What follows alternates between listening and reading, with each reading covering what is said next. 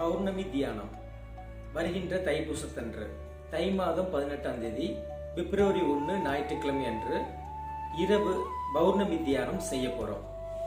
முருகப்பெருமானுடையவும் சந்திர பகவான் மனோகரகன் சந்திர பகவானுடையவும் அருளை அனைவரும் பெருக வேண்டி இந்த பதிவை நான் போடுறேன்.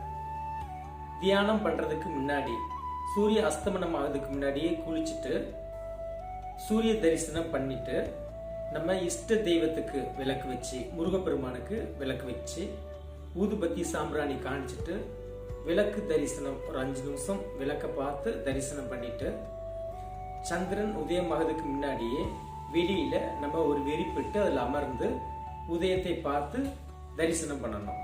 ஒரு 5 நிமிடமோ 10 நிமிடமோ உங்க மனதுக்கு முழுமையா திருப்தி வர்றது வரைக்கும் தரிசனம் பண்ணிட்டு தியானத்துல உட்காந்துடலாம். தியானம் என்ன பண்ணணும்? சின்முத்திரை வச்சுக்கிறோம். நார்மல் சுகாசனத்தில் உட்காந்துக்கிறோம்.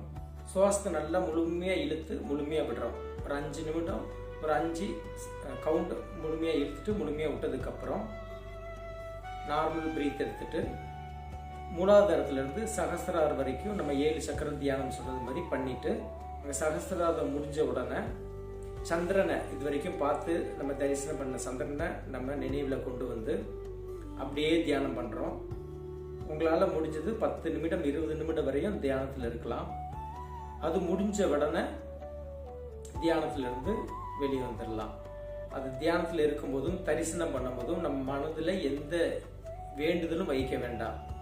மன வலிமை மட்டும் கொடு என்று தியானம் முடிஞ்ச உடனே நம்ம அந்த சக்தி சந்திரன்ல இருந்து வந்த சக்தி முழுவதும் நம்ம உடல் முழுவதும் பரவுது. நம்மையும் நம் மனதையும் கட்டுப்படுத்தி நமக்கு வலிமை கொடுக்குது அப்படின்னு நம்ம கற்பனையில நினைச்சிட்டு அந்த சக்தி முழுவதும் பரவதா நினைச்சுக்கிட்டு இதுவரைக்கும் நமக்கு உதவுன பிரபஞ்சத்திற்கு நன்றி சொல்லிட்டு நம்ம தியானத்தை முடிச்சுக்கலாம்.